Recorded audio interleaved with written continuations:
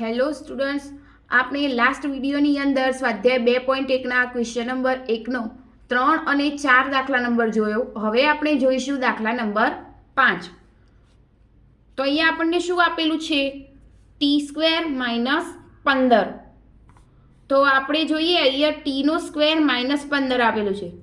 તો આપણે આ સમ કઈ રીતે કરીશું? તો આપણે ધોરણ 9ની અંદર એક નિત્ય સમ શીખ્યા હતા. a² - b² = a + b બીજા કૌંસમાં a - b, એટલે એક વખતે પ્લસ એક વખતે માઇનસ. તો અહીંયા આપણે એ જ સમનો ઉપયોગ, એ જ નિત્ય સમનો ઉપયોગ કરીશું. તો સૌપ્રથમ પહેલાં આપણે લખીએ 0 બરાબર t² માઇનસ હવે 15. તો 15 એ કોઈ પણ વર્ગનો વર્ગમૂળ થશે નહીં. તો અહીંયા એટલા માટે આપણે 15ને વર્ગમૂળની અંદર લખીશું. કોઈ પણ સંખ્યાનો વર્ગમૂળ ન નીકળતો હોય તો એને આપણે લખીએ, વર્ગમૂળ કરીને એની અંદર લખી શકાય. તો આને આપણે લખીશું એક વખતે પ્લસ એક વખતે માઇનસ. તો t પ્લસ વર્ગમૂળમાં 15 બીજા કૌંસમાં t માઇનસ વર્ગમૂળમાં 15. તો આના ઉપરથી આપણે શૂન્ય શોધી શકાય. તો અહીંયા થશે t પ્લસ વર્ગમૂળમાં 15 બરાબર 0 અને અહીંયા t માઇનસ વર્ગમૂળમાં 15 બરાબર 0. તો આગળ જોઈએ, શૂન્ય શોધવા માટે શું કરીશું? 0 t = 0 માઇનસ વર્ગમૂળમાં 15. તો અહીંયા થશે t બરાબર માઇનસ વર્ગમૂળમાં 15. આ એક શૂન્ય મળ્યું. એ જ રીતે બીજું શોધીએ તો t બરાબર 0 -15 એ આ બાજુ પાછળ જાય તો +15 થશે વર્ગમૂળમાં. તો t બરાબર વર્ગમૂળમાં 15, એટલે કે એક વખતે પ્લસ અને એક વખતે માઇનસ મળ્યું. તો અહીંયા લખી શકાય આમ માઇનસ વર્ગમૂળમાં 15 અને પ્લસ વર્ગમૂળમાં 15 એ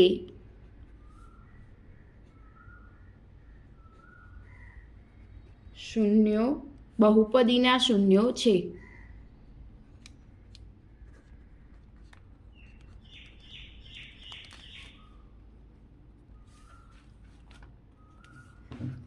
તો હવે આપણે આગળ ચકાસીએ સરવાળો અને ગુણાકાર, એટલે સરવાળો.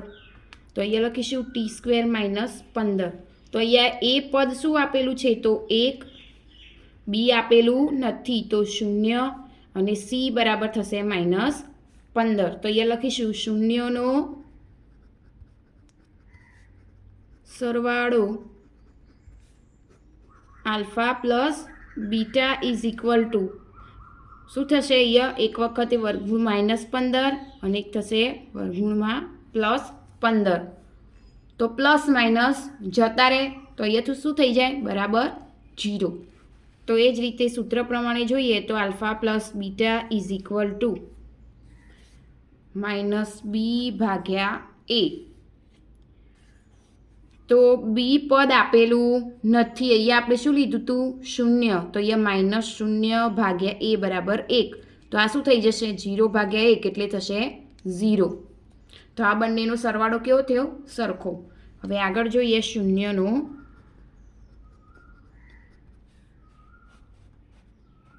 ગુણાકાર. તો આલ્ફા × બીટા = સૂત્ર શું થશે? c/a. તો અહીંયા c પદ શું આપેલું છે? તો -15. તો -15/a બરાબર 1. તો અહીંયા આપણે લખી શકીએ એ પણ -15/1 એટલે થશે -15. ત્યારબાદ જો ગુણાકારની રીતે જોઈએ તો આલ્ફા × બીટા બરાબર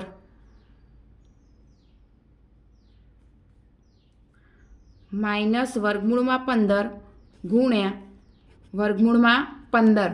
તો કોઈપણ સંખ્યાને જ્યારે કોઈપણ સંખ્યા જ્યારે 2 વખત હોય વર્ગમૂળની અંદર ત્યારે એ સંખ્યાનું વર્ગમૂળ દૂર થઈ જાય. તો અહીંયા આપણે 15 લખી શકાય અને માઇનસ પ્લસ માઇનસ એટલે -15.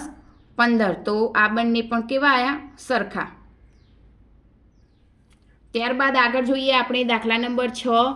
3x² - x - 4.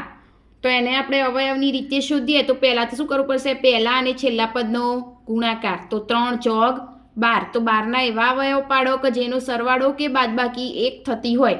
તો 4 તરી 12 થાય, 4માંથી 3 જાય તો શું થઈ જાય, 1 રહે. તો અહીંયા લખી શકાય 3x², અહીંયા માઇનસ હોય તો -4x. હવે આપણે શું કરવાનું છે, 4માંથી 3 બાદ કરવાના છે, પણ અહીંયા આગળ માઇનસ હોય અને જો અહીંયા માઇનસ લઈએ તો શું થઈ જાય, માઇનસ માઇનસ પ્લસ. તો એટલા માટે અહીંયા આપણે શું લખીશું, પ્લસ લેવું પડશે. તો અહીંયા લખાય 3x - 4. તો અહીંયા માઇનસ પ્લસ માઇનસ થઈ 4માંથી 3 જાય તો 1 વધે. તો હવે જેમ આગળ જોતા હતા એ જ રીતે આ બંનેમાંથી કોમન, આ બંને સંખ્યામાંથી કોઈ કોમન નીકળશે. તો આમાંથી 4 અને 3માં તો કોઈ કોમન નીકળે એવું નથી, પરંતુ x² અને x આપેલું હોવાથી x કોમન નીકળી શકાય. તો અહીંયા લખીશું x, એટલે અહીંયા વધશે 3x - 4 પ્લસનો પ્લસ. હવે આ બંનેમાંથી x પણ કોમન નીકળે એવો નથી, કારણ કે અહીંયા x છે પણ આ પદમાં x નથી.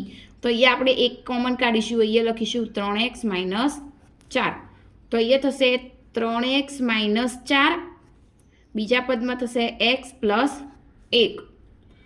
તો અહીંયા આપણે શૂન્ય શોધી શકાય, 3x - 4 બરાબર 0. બીજું થશે x + 1 બરાબર 0.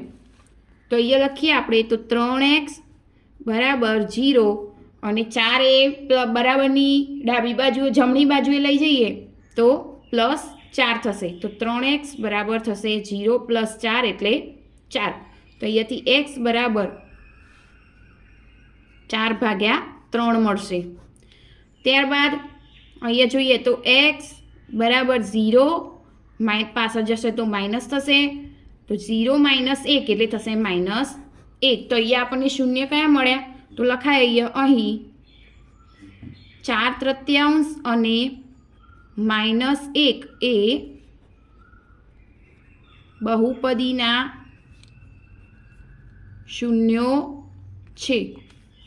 હવે આપણે એને સરવાળો અને બાદબાકીની રીતે જોઈએ. પહેલાં a, b અને c પદ લખી દઈએ. તો અહીંયા થશે a બરાબર 3, b બરાબર -1, c બરાબર થશે -4. તો જોઈએ શૂન્યોનો સરવાળો આલ્ફા પ્લસ બીટા. તો આલ્ફા 4/3 પ્લસ બીટા એટલે -1.